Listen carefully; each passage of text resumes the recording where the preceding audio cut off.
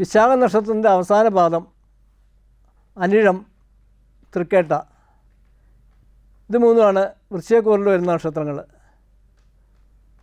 ഇവർക്ക് വ്യാഴം അഷ്ടമത്തിലാണ് എന്നുള്ള പോരായിക അടുത്ത മാസം മുതൽ ഉണ്ടാവുകയാണ്.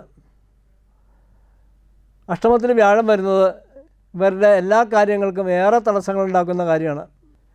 കണ്ടശനി എന്ന് പറയുന്ന ഉപദ്രവം മാറി കുടുംബത്തിൽ സ്വസ്ഥതയുണ്ട് എന്ന് ആശ്വസിക്കാം.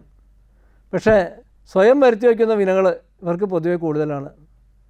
അതുകൊണ്ട് ഇവർക്ക് മറ്റാരെയും കുറ്റപ്പെടുത്താനില്ലാത്ത വിധത്തിൽ സ്വയം ചെയ്തു വെച്ച കർമ്മങ്ങളുടെ ഫലമായിട്ട് വേദനിക്കേണ്ട അവസ്ഥ ഉണ്ടാവും. ഇവർ ചെയ്യുന്ന സംരംഭങ്ങൾ ഈ സമയത്ത് തടസ്സപ്പെട്ടു പോവുകയാണ് സാധ്യത കൂടുതൽ. അതുകൊണ്ട് സംരംഭ രംഗത്തേക്ക് ഇവർ അധികം ക്യാപിറ്റൽ ഇറക്കാതിരിക്കുന്നതാണ് നല്ലത്. ഇല്ലാതെ ഇവർ ചെയ്യുന്ന കർമ്മങ്ങൾ വിജയിക്കും. ഇവർക്ക് ഈ കാര്യങ്ങളിൽ വിജയിക്കാനായിട്ട് ഗണപതിക്കും അതേപോലെ മഹാവിഷ്ണുവിനും ഉള്ള വഴിപാടുകൾ കൂടുതലായിട്ട് ചെയ്യുക.